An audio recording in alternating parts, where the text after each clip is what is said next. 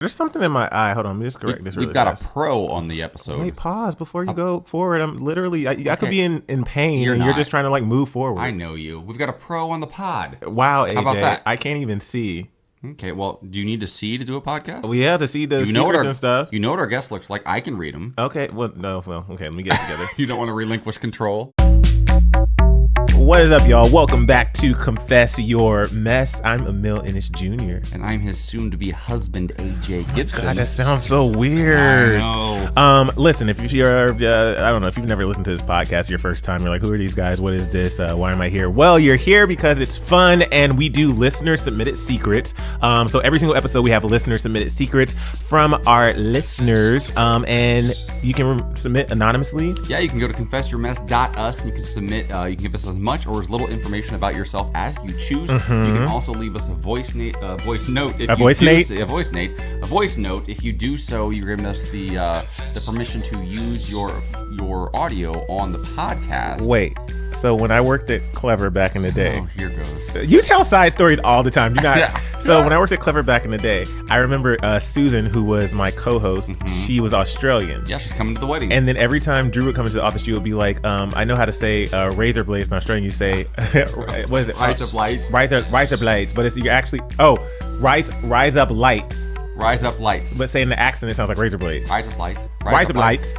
Rise up lights. How did we get there? Okay, so I got there because you said Nate? So I was trying to say, if you say like voice night, it sounds like you're saying like voice note some in another voice night. Nate sounds like mate, sounds Australian, sounds like Susan, sounds like razor blades. No, like voice note. Voice night. Okay. Anyway, if you want to be a messenger of the week, basically that means that we give you a shout out on the pod. All you have to do is go to Apple Podcasts, rate, comment 5 stars. We really appreciate it. We can also take ratings on Spotify. You can't leave us a comment there. Yeah. 5 stars would be very much appreciated. Also, head over to YouTube. All of our videos go up of the podcast about a week or so after the podcast goes live. So if you also want to watch, my mom likes to watch. Yeah. Sometimes longer because it depends on. Sometimes I forget to upload the video. Confess your mess.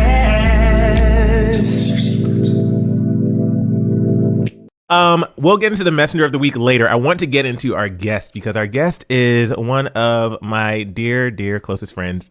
And I actually met her at Clever, speaking of Clever. And at the time, I remember I always talk about when Naz Perez, we always like tease if you don't know, you haven't seen like the title of the pod or anything. Yeah. But Naz Perez is on the pod today and she's incredible. And I remember she came into the office and she was so friendly and she was like she was giving everybody hugs and stuff and showing videos like, whoa, I'm not used to that because I'm such an introvert, so it was nice to meet somebody who had that energy. But I'm also closed off when you first meet me. But she definitely she opened your heart. Yeah, I warmed up to her, I should say. Got it. And we've been friends ever since. That was back in 2016 or 2017, I believe. But Naz, you may know her from quite a few places. So she started off producing. She was producing like E's Live from the Carpet, E! True Hollywood Story, and then of course The Bachelor, Bachelorette, and Bachelor in Paradise. But then she moved on camera, and she is freaking everywhere. She's literally doing all the major red carpets for E! So she just recently did. She was the Met Gala. Billboard, Met Gala, she's done them all. like literally everything you can think of. What else, Naz? Up Rocks. She was at Clever, like I said. Rotten Tomatoes. Rotten Tomatoes. Oh, she does a lot with the Rotten Tomatoes. T-Mobile. She was doing for years. We never went, which I'm really sad we didn't do. That's why you were there. If you went to a Dodgers game, she was one of the Dodgers hosts, and she was literally on the Jumbotron. And if we would have gone to a game, she did that for like 5 seasons. We could have been on the Jumbotron with Naz, and that would have been freaking cool. And we never went. Anyway, Naz is such a good friend. Oh, also, of course, she has such an impressive resume. Heartbroken Anonymous, which is her organization, and it's meetings, and you go there and you literally can express what you're going through, and it's a safe space to we're definitely going to ask her about that for sure. Yeah, like she'll explain it better than I can, but I went to one of the meetings years ago and cried about my father. But that's a full circle. By the way, Naz, we have to catch up, have some things to update you with that. So welcome to the pod, Naz. Thanks for stopping by. We're out of time. Oh my God. I feel so bad for people who can't deal with people that change subjects a million times and speak a million miles an hour, because I feel like the three of us together it's a lot. Thank you. First of all, thank you so much for this warm welcome. I love the both of you dearly. and I'm so happy you warmed up to me. And I am still not over the way you say paradise. You were like, paradise? Wait, Bachelor in Paradise? Yeah, well, I think you say it that way because low-key, when we all went there, when we went to, what was it, Sayulita? We went there for the day, and you and I were, remember we were in Mexico years ago, Puerto Vallarta, and you wanted to go, was it Sayulita? Is that where it was? Yes, it was. Is That's that right? where we shoot. Yeah. Yeah. So we went there for a day, and none of us went to the bathroom before we left, and we all had to go to the bathroom the whole I way. don't want to talk about that. We got into a fight that day. No, Yeah. but I think that's why he says it that way, because he and I fought that entire day. The whole time. We had an argument the whole day. And but you want to know karma? Karma happened that day It because was like an episode of Paradise. yeah, literally. Karma happened that day because he was like all salty with me and I was salty with him. And then he went with Cornelia off to this restaurant, which by the way, I passed by the kitchen. And I was like, you should not eat there. And he got sick after. So I got food poisoning from bad fish tacos at Sayulita. So I think that's why he says Bachelor in Paradise that way, because that's where it takes place. That's So so there you have funny. it. anyway, that's not why I literally did not make that connection at all. It's just Bachelor in Paradise. But Naz, welcome to the pod. How are you today? I'm so fabulous. I'm so excited to like talk to you guys because I think we're all so busy all the time that it's like sad that like this is a podcast. We like actually get to sit down and like talk. It's really nice. I miss you guys. We miss you too. I feel like we had to throw a wedding just to get everybody together. It's been so long. I know, right? The pandemic has been wild. Yeah, I don't see anybody anymore. It's like it's really have to make an effort to go see people because there's work from home now, and so life is hard. Adulting's hard. Yeah, but we're glad you're here. We have some listeners submitted secrets to get to in just a second, and then you've got a Yes. secret for us that you're going to share at the very end of the podcast. So this is not that moment, but in order to trust you, to sort of vet you, so that you can let us know that you're down to play. Right? That we can Okay. trust you with our confessors, our messenger secrets. This is like a little mini secret, sort of. This is more like a vice or a bad habit. Something in your life that you know isn't fantastic for you. It could be a habit. It could be a person. It could be a food, an item that you know you should have said goodbye to many years ago, but you have not just yet. This is your mess, but yes. That was amazing. Give us a juicy vice. Wait, I don't know if I have I don't have a juicy vice because I'm so OCD and regimented, and my life is like. You don't have a thing. You go home and there's maybe like an ice cream shop that you have to stop by, or somebody that you maybe text when you have too many cocktails. Yeah, I mean, I think it's most people that know me know that I'm obsessed with the McDonald's M&M McFlurry. Like, I think the McFlurry is like the greatest dessert that America's contributed to the world, and the greatest thing we've contributed to the world next to water parks. Oh my God. And every Sunday I have a McFlurry, and like the custard is so like thick and perfect, and like the spoon is so sturdy. Like nowhere else can you get a state of the art built spoon that just gives you like the perfect scoop of ice cream. And the fact that the price point is like that you can get this for under $5 for the luxury of your car, like it doesn't exist anywhere else. And I'm obsessed with the M&M McFlurry. So I have one every weekend. I don't know if that's like a bad vice. That's like a good thing. But one thing that I do that not many people know about, that's like a smaller thing, is I buy men's shaving cream. Oh. And I put it on my boobs in the shower. Oh, 'cause wow. It's really fun. Oh, just for fun. Wait, just to Yeah. put it there? Yeah, so I've been working on arousal this Wait, year. why? Because it's just fun. And I've been working on like arousal. And I feel like people don't have like enough fun. And I've been really trying to like be very particular and in tune and present with like sensations and like really listening to birds when like birds are outside and like taking in every moment. And someone told me about this, that they did it. And so now I buy men's shaving cream. And if you rub it around your boobs, it's so much fun in the shower. Interesting. Wow. I have super sensitive nipples, so should I try very, very sensitive nipples. that? I mean, I could. Because originally when she said that, I thought you were gonna like reveal a secret about like hairy boobs or something. I was Yeah. very confused, but that makes more sense. And also, I think you're fine on the arousal front right now. I think you're Emile and I. We've said this on our pod. We are abstaining until the wedding. So yeah, Emile told me about this and I'm so down and I'm obsessed. Yes. Should we confess? Emile's okay. Go ahead. Well, okay, so it wasn't 40 days and 40 nights for any religious reasons. It just happened to be 40 days and 40 nights. About halfway through June 1st, we did end up going to Pound Town. We went to Pound Town. We did visit Pound Town. Now we got a new date. New countdown. There's a new countdown that has occurred. Listen, I'm gonna tell you this, Naz. I tried so hard to be good, and this one right here.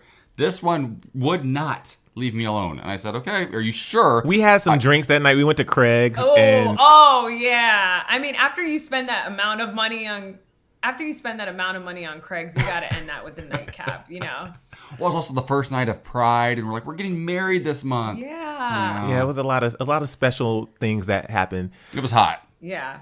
Oh, guys, I love your love so much. And what do you love? I love your love so much. So shaving cream on the nipples. We're gonna have to try that. So what you're saying is that our wedding night. Well, granted, we have an after party, so maybe like the next night when we have energy. Well, then also after the party is the after party, and then after the after party is the. No, I don't do those lyrics anymore because you're right. I don't support him. You're right. But I definitely am going to try the men's shaving cream on the nipples, and we'll report back. We'll have to update people to let people know. I love that because you got some sensitive nips according to age. Right. Well, I think it's probably because they're tingly because they have like a little bit of menthol or eucalyptus or something sometimes in the foam, and that it probably tingles a bit. Science. Oh, maybe that could. I have one that's like not flavored. I know that's not the correct flavored. But I know it's just what popped in my head, but I just love like the foaminess of it. Yeah. Oh, so it's like unscented. It doesn't have like any special like additives. Yeah, it's just like it just feels like slippery, and I'm super into like just getting high on life. Yeah. Like when I make coffee, I like put the hot cup in between my thighs, or I'll like really smell it. Like I'm very into like sensory and like arousal, not like sex, just like with myself. Yeah. Okay. I'm into that. Sounds kind of like you. I mean, I'm not going to give the details, but I have my little rubber band thing with the, I'm talking about. No, I don't. Wait, what rubber band thing? Please just go. Wait, he's doing it right now. We're not revealing. We'll reveal that off the air, but the little rubber. Remember? Wait, do you guys remember Rubber Band Man? What? I remember the song Rubber Band Man. That's yeah. I remember that song. Yeah. Sorry. When Emile and I worked at Clever together, we were the only people that like. First of all, we love Trey's songs, and it's just like such a random, obscure like artist to like really, really love. I love throwing it back to like old music with you. Our backup sex song is Trey songs. Okay, it's our backup sex song. Also, Trey songs is canceled now too. Oh, neighbors know my name. You can't play that anymore. No, Emile, I didn't know that. He's canceled. Yeah. Okay, just kidding about what yeah. We can cut this part. He's like accused of rape by multiple women. Oh God, really? Yeah, that's horrible. I know. Okay, back to Frank Ocean. Yeah. Wait, but hold on. Wait, I have a way to do a clean edit of that though. So, wait.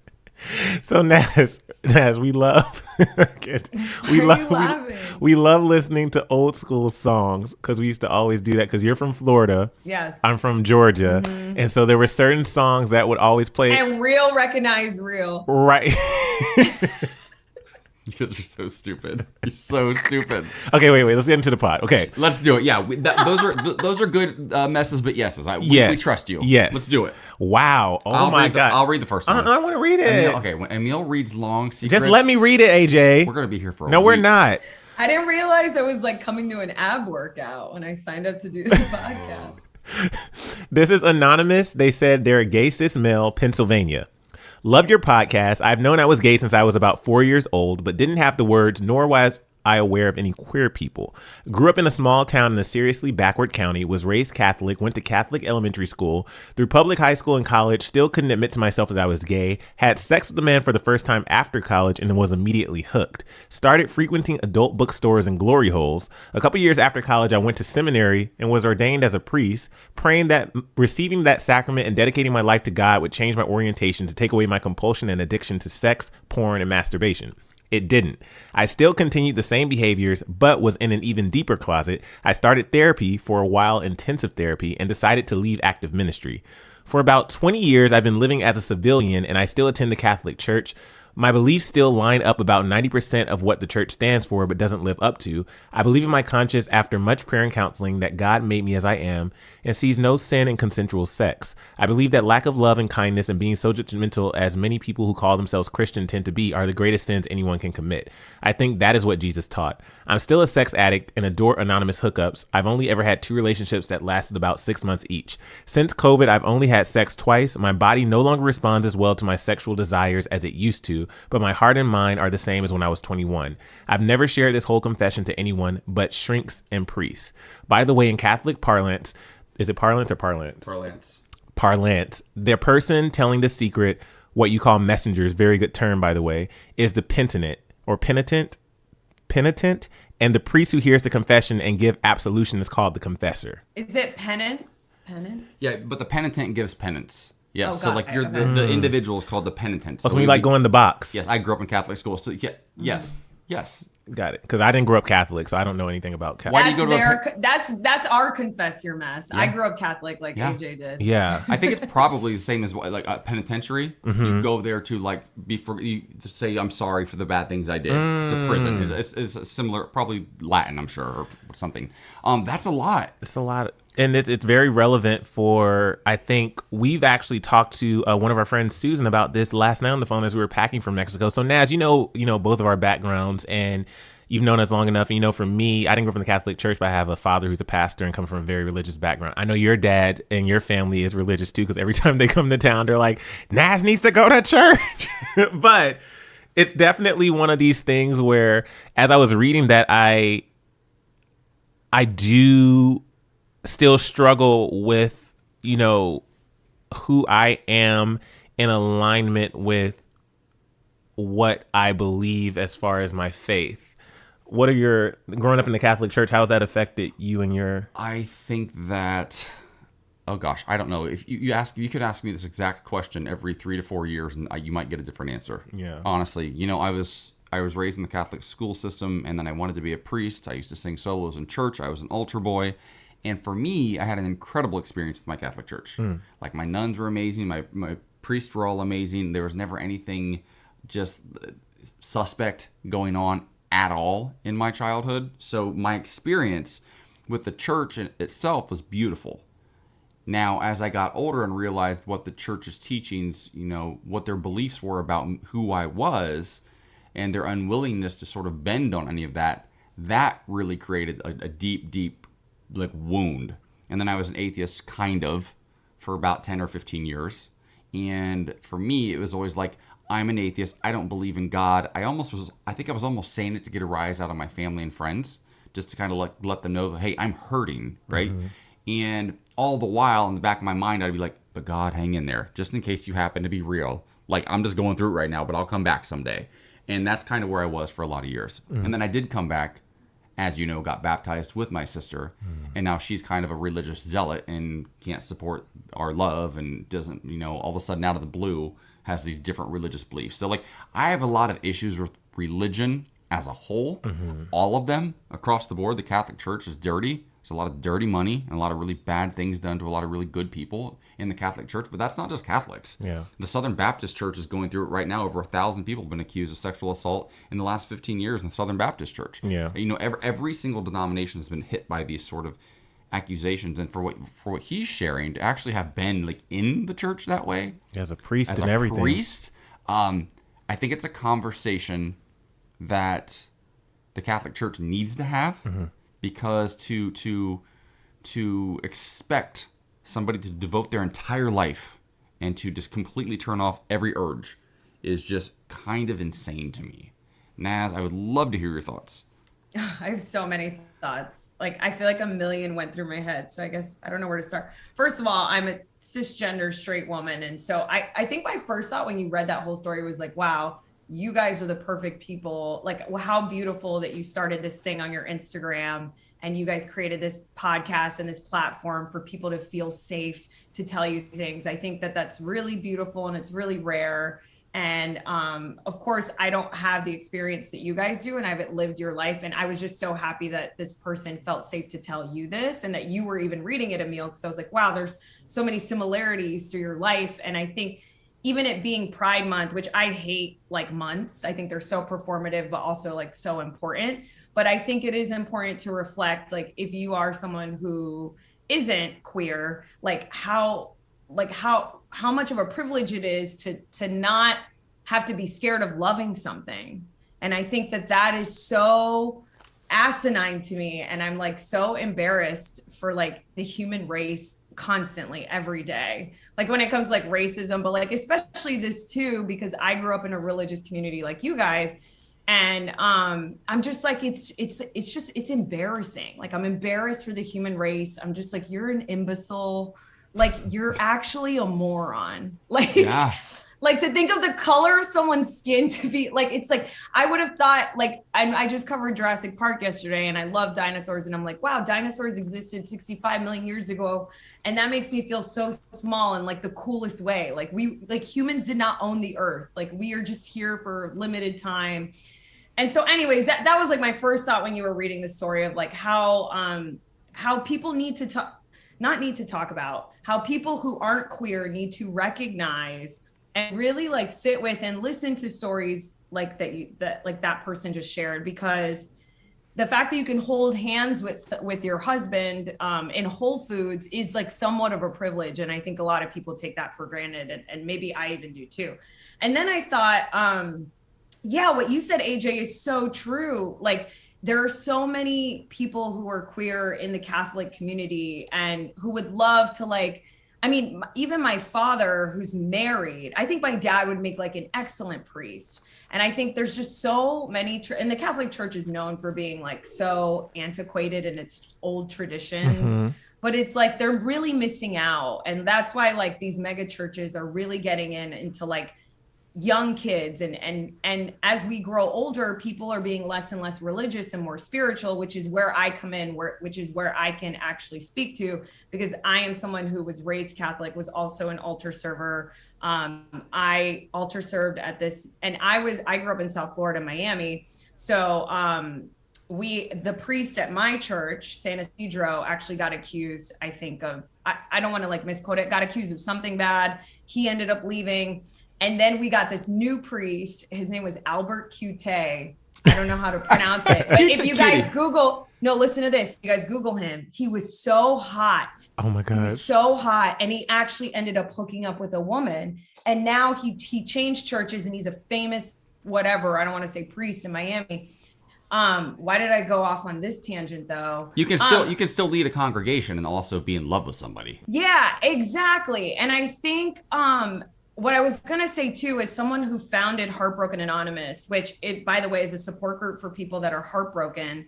I met a friend recently. This is really interesting, which I think you guys will find interesting. So there was this convention of religious leaders who had experience leading parishes and churches.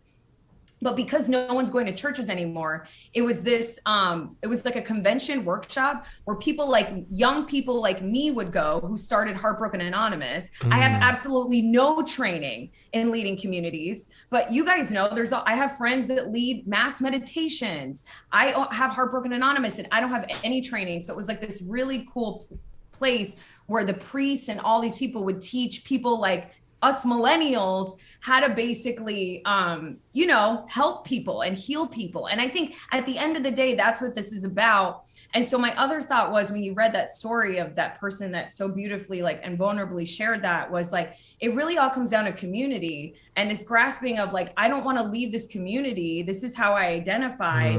And you really feel isolated and alone if you leave it. We see it with like Mormon religion all the time. That's so well said. People who leave, people who were Mormon, like you're grieving like the community aspect. Like everyone wakes up and everyone's taking care of everyone. It's not like you have one mom, and there's so much good about it too. Like, we only talk about the shitty parts of things. There's so much good in like going to church, like I'm not religious. I'm a black sheep in my family, but my mom, my dad, and my brother are like highly religious, to the point where Emile was just saying like they will throw holy water on me while I'm sleeping. They literally named me Nazareth after Jesus of Nazareth. Like that's how religious I grew up.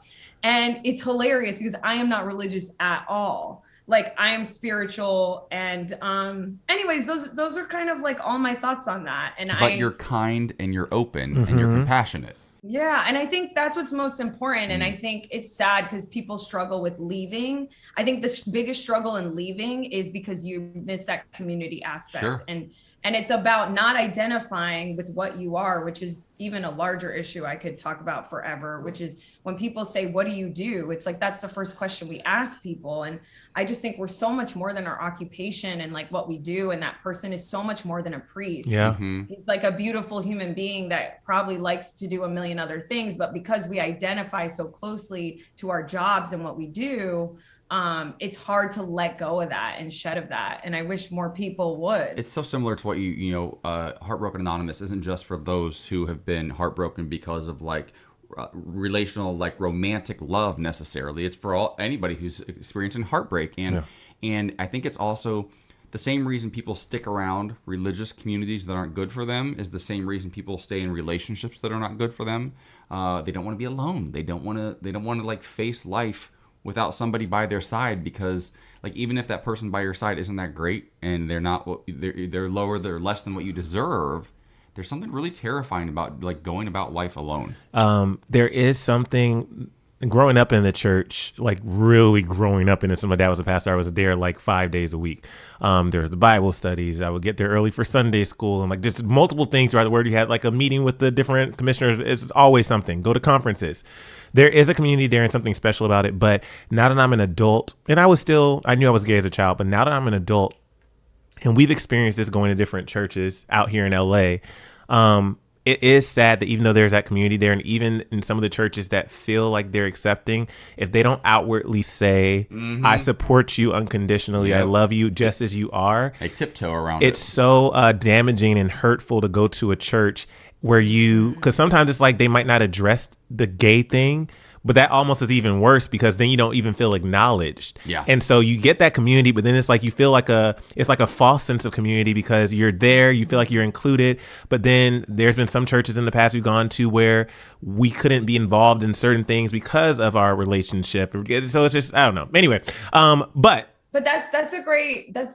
just want to say that's a really good point that you bring that up. And I love that we're having this conversation, especially in Pride Month, even though, it should be done all the time, because yes, it's one thing to be queer in the world and in America specifically. It's another thing to grow up in a religion that you can't help where you're born or who you came out of. Yeah. And so I just want people who aren't to really recognize like that there are people every day waking up struggling with who they are on the inside. Like not about what their boss is doing, and not that anyone's problems are better or worse. I think it's all the same, but like it's just really good to remember, I think.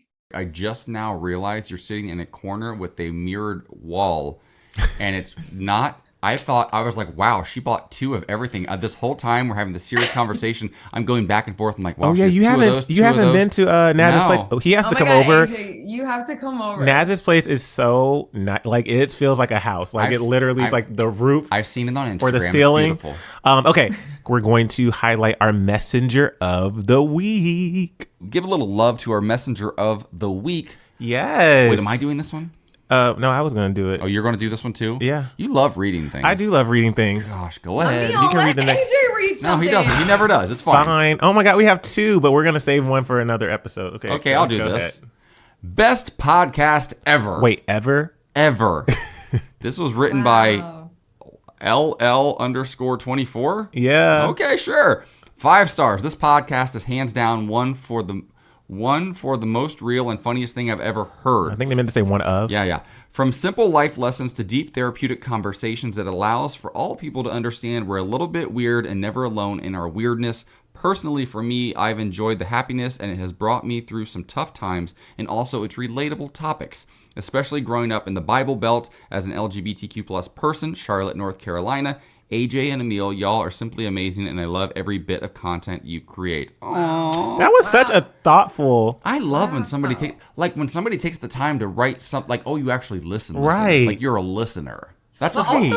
are you guys not picking up on the fact that like you're really offering a space or like that's a very specific demographic, like people who are growing up gay in religious communities. Yeah. Well, okay, so this is really funny because years ago, a couple of mentors of ours and how we first met were Maria Menounos and her husband, Kevin Undergaro at AfterBuzz TV, right? We ran into them. Every host, it's like a rite of passage for every host in LA to like have met them. 1,000%. And, So and a couple of years ago, I think we ran into them at the Grove shopping one night.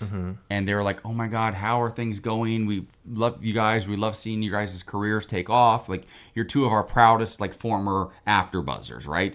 And we started talking randomly about podcasting. And they both said, oh, no, you need to go into the queer religious space. Like, you need a podcast or something about that. Do you remember this conversation? And they're like, there's something there. And so we were like, oh, that's kind of cool. And then we just kind of just didn't do anything with it. And when he started doing these secrets on his Instagram last year during the pandemic, you know, we were playing around with this idea of secrets. Like, what secrets? And then all of a sudden we got to like confess your mess. It kind of rolled off the tongue. And then all of a sudden we're like, it feels like confessional. It feels like there, and then all of a sudden some like religious undertones started to sneak in as the, you know, the son of a pastor and as somebody who went to Catholic school.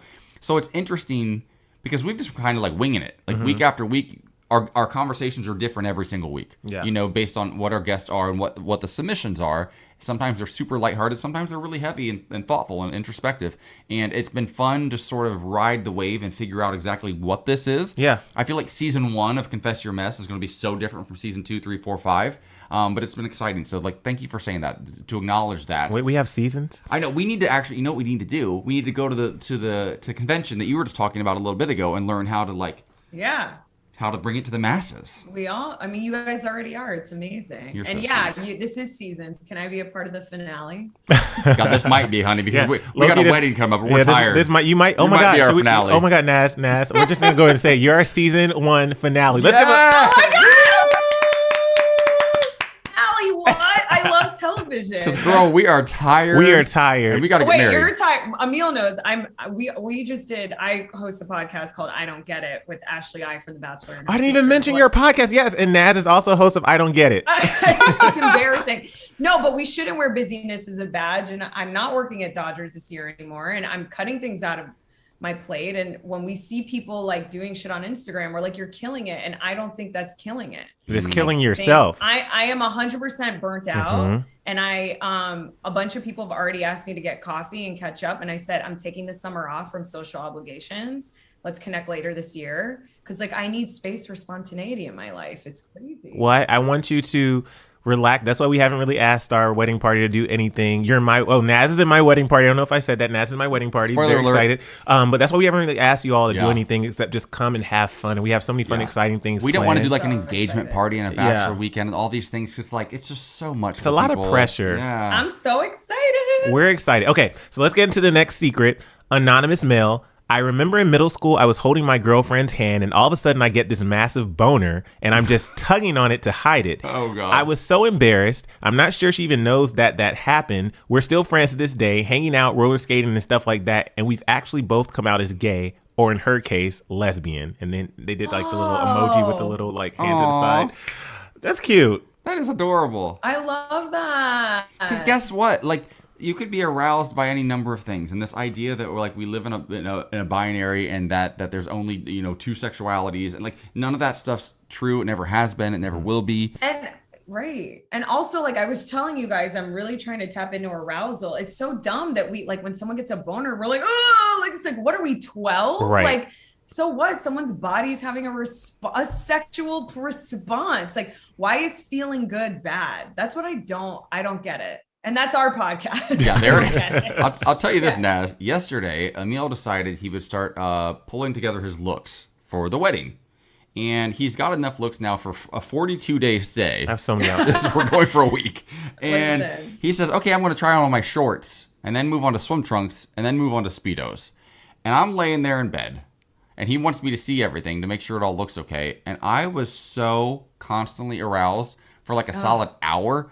And I'm not allowed to do anything about it. I'm not allowed to touch him. I'm not allowed to touch myself. I'm not allowed to acknowledge anything, nothing. And he just went on, and every single thing looked better and better on him. Wow. And then he tells me, I'm in heat. You have to stay away from me. What does that mean? Well, first of all, he didn't even know. Sounds like you're like an episode episode of I Love Lucy or something. I'm in heat. Lucy. No, he didn't even. Wait, that's so hot though. He was like, "Wait, you're hot." I was like, "No, like I'm in." Even saying he was hot. I'm like, I'm in heat. Like I'm like, oh, you want to get some? But also, Naz, you inspired me, and AJ's gonna do it with me because Naz, you posted your bare butt on Instagram. So you sure did. We're getting thongs, like little thongs, and we're gonna take a photo down in Mexico on our little rooftop. Oh my god, I can't wait for that. Why everyone's like been talking to me about this butt? I'm like, is that really a big deal? Your butt looks so good. It looks so good. I've shown like multiple people. Have you? Yeah. Have you really? Well, in the studio, I showed Michaela. I showed my producer. That's 2. That's multiple. Wow, I'm curious how many times it got saved. Probably like 0. Oh my God, isn't it? Okay, so let's talk about that really fast, and then we'll get to the next secret. Isn't it so wild weird? when you look at 194? Exactly. Wait, so it's been saved by 194 people? That's really bizarre. That's hot. It's so wild though when you look at Insight to see how many people have shared it and how many people say it. Because like, what are you doing with that? Like, I was gonna say, save is like all the pictures Kris Jenner takes at the top of the Met Gala stairs of the Kardashians. Like, she doesn't look back at those. Right. Where do those go? Every time you take your photo out at a concert, like you're never gonna listen to it again. And I think this is the Instagram version of that. I always save stuff. And okay, so AJ goes to sleep early because he has his radio show. And so what happens is when I come to bed and I'm not tired yet, I'll get on my phone scrolling and I have my audio on silent. So I'll save things. So I'm like, oh, I'll watch that tomorrow so I can hear what it is. Oh, because but then I never do. So I just go back and I'm like, oh, damn, I have all this stuff saved. Anyway, Okay. The next secret that we have for you. Anonymous. Just anonymous. I have my house and car keys on a lanyard around my neck. I'm obsessed with the sound of it bouncing as I walk anywhere. It gives me main character energy. I kind of love this. Wait, I think this is the greatest thing I've heard all year. Main character energy. Oh my God. Oh my God, that's incredible. There are little things that are like oddly satisfying. Like, do you have something that like is that people would think might be weird, but it's like oddly satisfying to you? Do I? Yeah. Like food stuff, but not like... No, not like food. Just like any... Like for me, like there's certain things like... I have to think about it. But like I know the sound of bubble wrap when you pop those things is very satisfying to me. Or just like... I find a lot of satisfaction in cracking my back before I go to sleep. I find satisfaction in putting a whole bunch of pillows between my legs. And like I have like 12 pillows when I go to sleep. I find those things satisfying. Mm-hmm. That's adorable. Like that's like next level nerd, like but cool nerd. Yeah. You know what I mean? Like, yeah, I'm like I love a good lanyard though. I love a good lanyard. You do love a lanyard. I remember do you do this, Naz? Do you save your lanyards from all your big red carpets? Yeah. I have like a box, but yeah. Oh, I have them hanging in my closet. Oh, that's amazing. I should hang mine because they're probably all like entangled. I haven't said the word tangled in so long. I almost forgot it. I'm glad you could but practice. That person that just shared that, it just made me so happy because it's exactly what I mean, where I'm like, you are right here, right now, and no one's like paying attention to things. And that's something that so many people don't pay attention to. And he just was like, I really like the way this sounds. This makes me feel right like a superhero. And that's what I mean by like, that's a perfect example of what I was telling you guys about arousal, like things that like, so for example, for me, it's when I'm driving and the sun hits like a part of my arm. And I'm always like, oh, I love like this warmth. And so that's sort of like my nerdy version of like his thing. Mine's kind of similar to that. Actually, if I think about it, I like putting my arm out the window and pretend like I'm flying if I'm driving alone. Yeah, it feels good. Yeah, when I was a kid, I used to always do that. So I do like one arm out the window alone. I don't do it a lot with you though. The thing that takes me to that special place is, and this is going to sound weird, is not anything sexual. I literally, and I've always liked this, I like skin to skin contact, but it's like certain things. So like with my grandmother, may she rest in peace, she used to be very big, but when I knew her, she was like lost all the weight, so she had like fat hanging hair. The best. I used to love playing with her fat, and she would just let me play with it for hours. We called it my hanging where for people listening, like under from her arm. Yeah. Oh yeah, like from your her tricep, arm, like teacher arm, like when teacher's writing on a chalkboard and that fat's like. Okay, wait, AJ, you're literally in my brain like all day today. Emile, as soon as you said that, we had a teacher that I feel so bad for, but whenever she would wipe the board, her skin would go the other way, and all the kids would make fun of her, like the hanging skin on her arm, and so many people make fun of her. But there's also something oddly comforting about that, because my grandmother was heavy and she lost some weight, and then when she did, my sister used to always say, I want to feel your squishies, and she would squeeze her arm, and it was like the most like endearing thing in It the was world. like a bonding thing, though. I wonder what that's called. Do we know? Now I'm so curious what that body. What Like, that's is a called. certain like name I don't for know. it? We'll post a photo. We're gonna post a photo of like hanging fat from the just somebody's or like, hanging skin. Yep, probably. I wish I had a photo of my grandmother doing that. What if there was a childhood photo of me just playing with it? Can we also find a photo of the hot former priest from Miami as well? Oh yeah, what was his name? Albert okay. Cutie. It's Yeah, I'll definitely find that. Albert Cuta priest. Yeah, send that to me and we'll post that. Okay, one more secret before we get to Naz's secret. Anonymous female, New York City. You can read this, AJ. Okay, wow, all 9 words.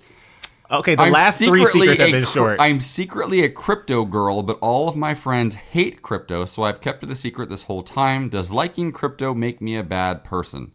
Like cryptocurrency? I don't think it makes you a bad person, but What? That makes you so ahead of the times and like fast forward thinking. And I think you should get new friends because you should be able to be yourself around. that part. Yeah, who's hiding the fact that they're like taking their finances seriously? Well, yeah, because I mean, I don't really understand crypto. I don't understand But yeah, NFTs, but also. But it is a scene. It can be a scene. Yeah. You know, like crypto bros is but it doesn't mean no. It's really smart that she's a woman. First of all, I love that you're a woman fucking learning this because historically women don't take care of their finances. Yeah. We're like, oh, we'll get married one day and a man will do my taxes. And so good for you. Or we'll just try to we'll try to sue somebody, Amber Heard, and then lose. But yeah, so there's a lot of options, but crypto is not a bad one. listen, I will say I agree with what Naz said about your friends. You need to have friends. This is just a general note in life. Have friends where you can be your authentic self. And that goes back to like the church thing. Like if I were to go to a church and I didn't feel like I could just be myself fully who I am, then I don't need to be there. You know what I mean? So absolutely. Thank you so much for taking time away from all of your red carpet premieres and your Met Gala and your movie reviews of the Rotten Tomatoes and your podcast with Ashley I and also Heartbroken Anonymous to join us today. We really do appreciate you. Thank you so much. I've just been Googling my old priest. Your old priest now. You're going down. I just sent you guys a photo, but just know that like these are sort of newer photos, but picture him like when I was little, which is he was hotter. 20, like picture this person 20 years in like their prime, you know? Okay, there maybe he's a little cuter. I can see it. We'll scale back. We'll squint and like go through. Well, I'll tell you more later. It'll be inappropriate for me to share things. We'll face tune him or something if we post it. But Naz, are you nervous? Are your palms sweating? People get nervous. I feel like you don't care. I feel like you're okay. No, I love this. I started a support group for people that are heartbroken, and thank you, AJ, for making the distinction that it's not just romantic heartbreak. Heartbreak is overwhelming distress, so it's anything. So no, if anything, I am obsessed with this.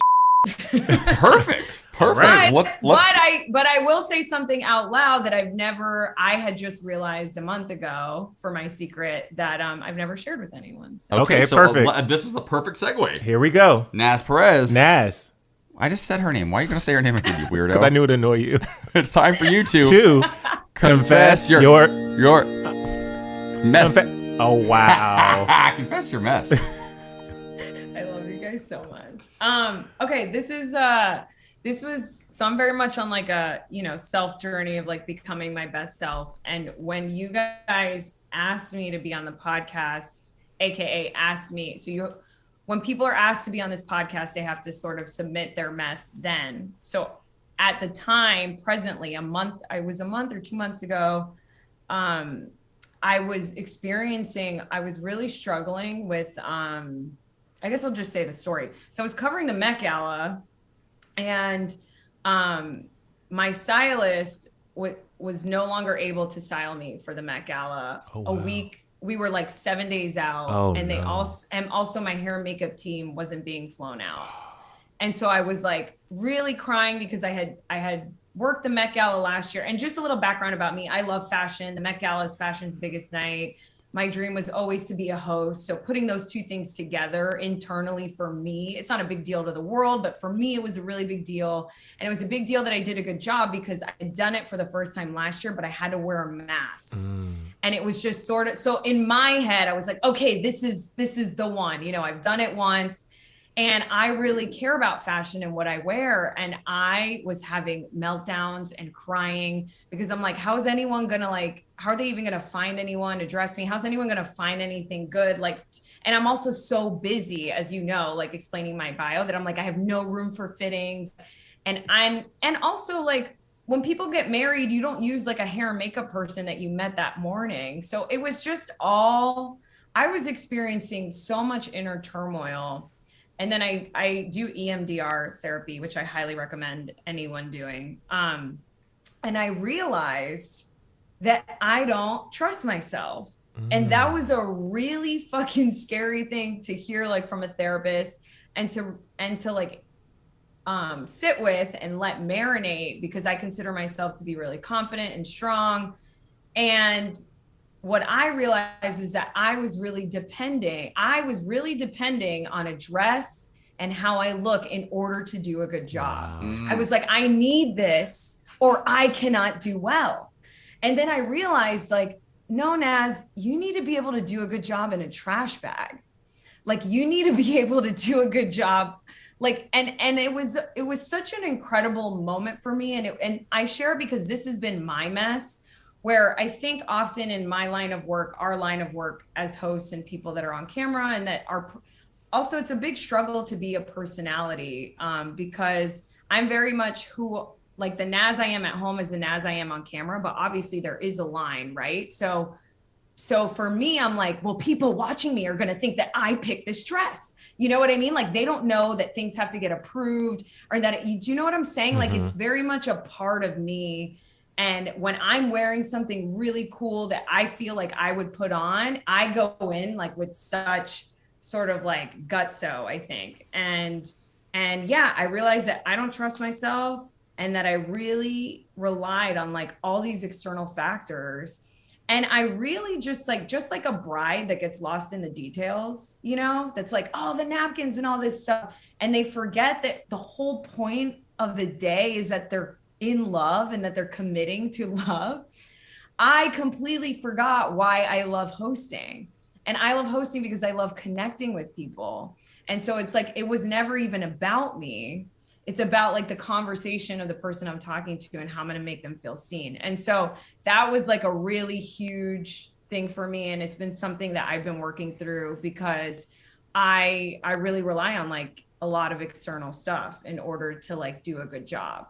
That's so real. Wow, that was honestly one of my favorite. Like, that was, we've had silly confessions, we've had sexual confessions, like we've had all types of confessions, but that was just like a vulnerable, especially for us, I think that and a lot of people can relate to, is, and to say that out loud and to come to that realization is just very, I don't know, that was trust in beautiful. yourself. Yeah. Ooh, how many times have I had a meltdown before a red carpet or something, thinking the look wasn't going to come together? And I've never been at the Met Gala, but I've done some pretty cool red carpets over the years.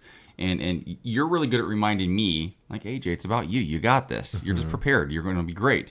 And I'm really good at reminding you that everything can fall apart and you're going to be fine. But sometimes when it comes to like yourself, like reminding yourself of that, it's a pretty big lesson. I think, and for me, it was more than the outfit too. Like I have had massive trauma and fears of like my first day ever at Dodger Stadium. I forgot what I had to say. So I said the same thing twice, and like doing that live in front of 50,000 people is so traumatizing. So I started to develop this lack of trust in myself, where I would overstudy and over prep. And I think that this could be in any facet of your life, where it's kind of like doubt is a gap between like who you are and like what you think you like don't have, you know what I mean? And it's weird. It's like, well, why can't I just know that I'm not going to forget anything? Yeah. You know what I mean? There's just such a lack of trust within a lot of us sometimes. And I think it's important to like look at, because I'm like, why the f- wouldn't I trust myself? I always have my own back. But I think when we get anxiety and when we have doubt, we like forget that. You know, you stumble once or twice and you think, okay, well, I can't do it again. It's going to be this way. Yeah, you got to. But that's so good. What did Aaliyah say? If at first you don't succeed. Yeah, that's right. I knew you would bring another 90,000 after that. Naz, we love you so much, and that literally was, I think, one of our favorite confessions. That hit home, especially as we're planning this wedding. There's a lot of stress behind the scenes, but ultimately it is just about our love. No pressure for your looks for the wedding. Although we expect you to look fierce and flawless. That's And it. you will. Just kidding. I'm obviously going to be the best dressed bride. Obviously. No, it's gonna be fun. Okay, wait. Before we let you go, last thing we always like to do is we like to ask our guest, what is your takeaway of the day? So, what's something from today's episode that? In case you didn't know what takeaway meant. I love you guys so much. My takeaway from today was that there are a lot of people in the world that grew up in religious communities that are struggling between leaving that behind and what that means and what that comes with and being themselves. And it really breaks my heart. And I think it's good to be conscious of that. And I think more people should talk about that. I kind of feel like there should be like, I don't know, there's so many platforms that I feel like this specific one should be a thing. Yeah. Like, I wonder if I like in my head, I'm always like, there should be an organization that meets with all religions, you know, like that has meetings at the Vatican that are like, how can you make this more inclusive, you know, for the queer people? And Fast forward 5 years and Emile and Naz and I are all getting on a private jet to Rome, to Vatican City to meet with the Pope. You guys can do it. I'll take commission. I have genius ideas every day. I'll take commission, she says. Oh, you were raised Catholic. I love that about you. Naz Perez, thank you so much for making time with us. Cannot wait to party with you in Mexico. I'm so excited. I love you guys. Thanks for having me. And thank you for doing this podcast and making people feel seen. I love you. Confess your mess.